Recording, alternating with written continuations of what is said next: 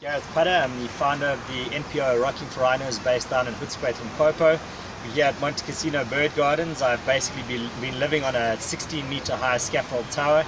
I've been up here for 21 days already. My challenge is to live up here for 30 days to try and raise 3 million for rhino conservation in South Africa.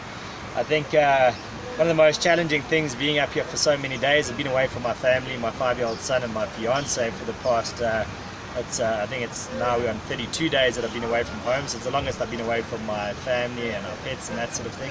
So emotionally that's probably been the biggest challenge.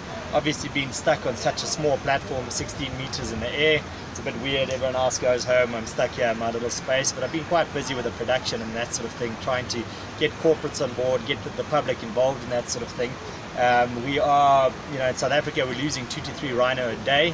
The past 100 years we used to have around 500,000 wild rhino roaming the world, and today 100 years later we've lost about 96% of the world rhino population, so we're down to about 29,000 wild rhino the world over, all the different species, the 5 different species that you get.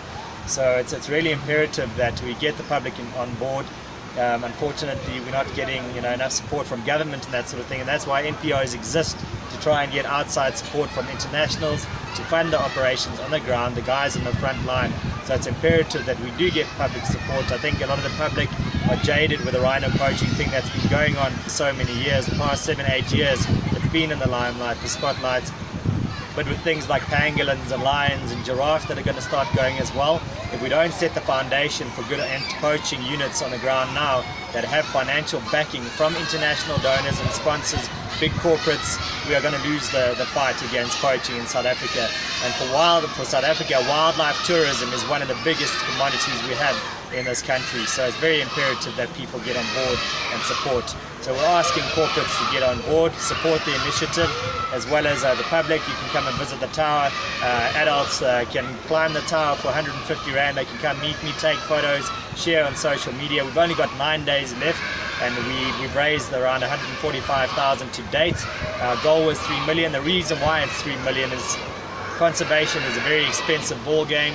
It's such big tracts of land that anti-poaching teams are traversing, trying to intercept poachers and that sort of thing. We've got aerial anti-poaching units that basically offer support to the ground teams.